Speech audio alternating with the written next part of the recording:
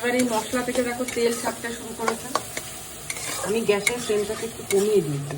এবার আমি এই টক দইটা দিয়ে দেবো। এখানে 4 চামচ মতো টক দই আছে এই চামচে। এবার টক দইয়ের বাটিটা ধুয়ে একটু জল দিয়ে দেবো।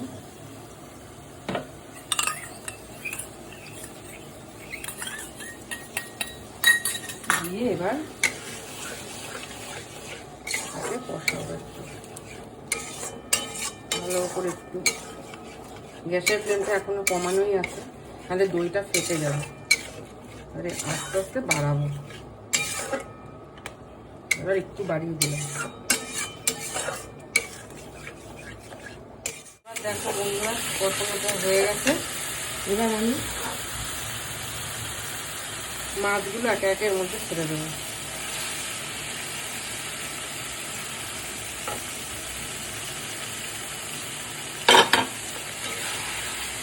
মাছের সাথে মশলাগুলো একটু কষে নেব।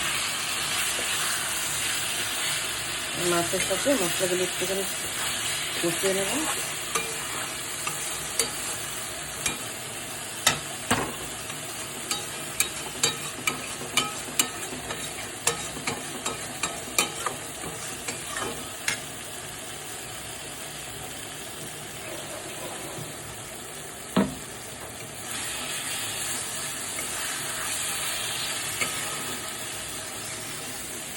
তারপর অল্প করে জল দেবো, খুব বেশি জল দেবো না, মানে একদম এটা মাখা মাখা হবে।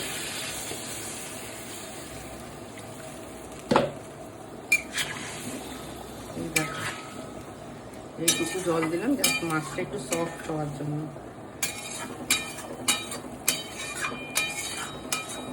ঝোলটা ভালো করে শুকালে মাখা মাখা করে নেব। দেখো বন্ধুরা পুরো হয়ে গেছে এটা। এবার আমি নামাবার আগে 1 চামচ ঘি দেবো।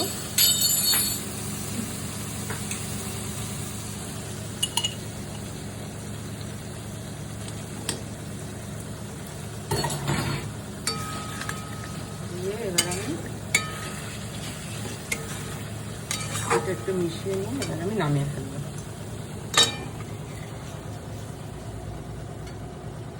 কাতলা মাছের কালিয়া অনেকে অনেক রকম ভাবে করে, আমি এরকম ভাবে করি। তোমরা একদিন করে দেখো কেমন লাগে।